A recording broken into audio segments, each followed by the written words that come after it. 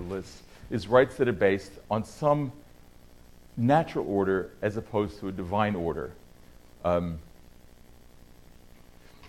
So the big question there is, of course, or to a particular legal regime. So natural rights are somehow beyond just ordinary legal regimes, but not in God. Or nature stands for God. So these two, civil rights and human rights, are recent. Natural rights goes back to the Greeks, but has a big resurgence in the 15th century. So our founding father, Alexander Hamilton, says natural liberty is a gift of the beneficent Creator. Beneficent Creator, not as God gives them to you, and it's part of nature. God, the divine order is represented in nature, and by you studying nature, you understand. And we'll get this more detail when we read John Locke in 2 weeks, where this comes from. So that's natural rights, human rights and civil rights. That clear these. So by human rights regime in the courts, I'm going to mean in the body of international and national law and institutions that specify and adjudicate the rights that citizens owe their state, owe their citizens qua their humanity.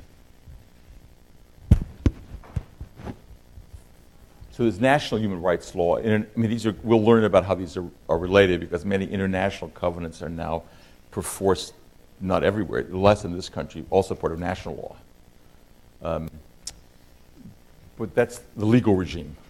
And by human rights culture, I'm going to mean something broader, but I think it's a useful term in which I'm going to, it's sort of, you'll see, I'll get this a little more in a moment, in which I'm going to mean not just these laws, but all of these organizations, these norms, these regulations, and these practices, which are making this wide range of claims for justice and more generally for ethical treatment. So human rights culture is this very broad, hard to define, but I think all of you have a feeling about this, right?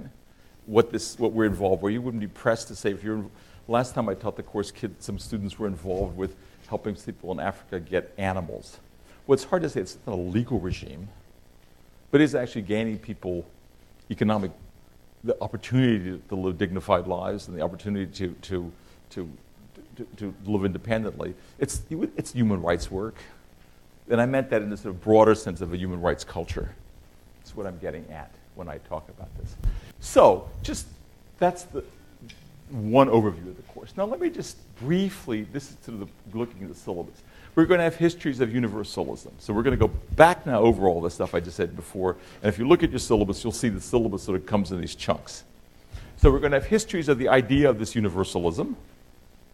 Several of these at the beginning of the course. Another course at the end when we do a roundtable on the limits of universalism. Another one on the Universal Declaration. And it's going to come up in all the other lectures as well, but we're going to have explicitly on that. We're going to have histories of law, and especially international law, which is the rise of these courts, of these international instruments, and of the mechanisms of adjudication. And you'll see as you go through the syllabus, you'll see this new kind of courts, new sort of instruments, right? So look at this when you have a chance. So all these comes up in every lecture, one way or other, but we have chunks on each of these as well throughout the course. Then we have the history of humanitarianism, which is this ethical obligation, as I said, to sort of treat the suffering of others as if it were your own. And we're going to have that both explicitly in the origins of humanitarianism.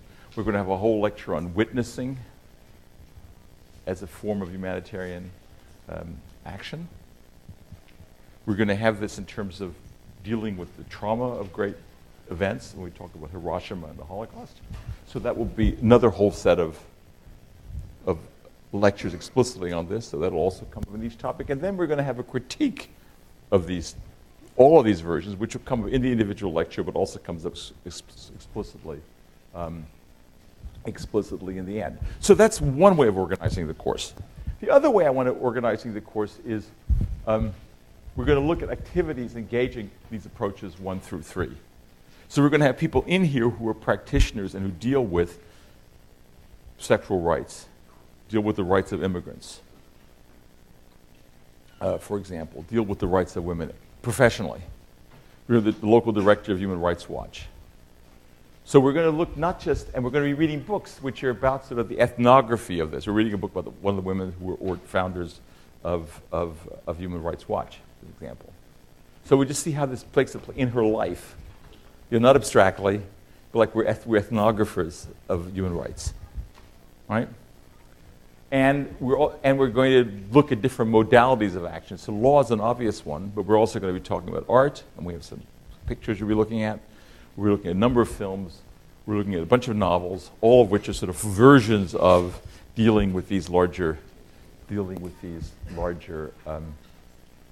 issues. So, my conclusion is, for this lecture, is that this course that is about the historical and theoretical infrastructure of the modern human rights regimes, and I understand that it's embodied in a great variety of political and broadly cultural movements and actors.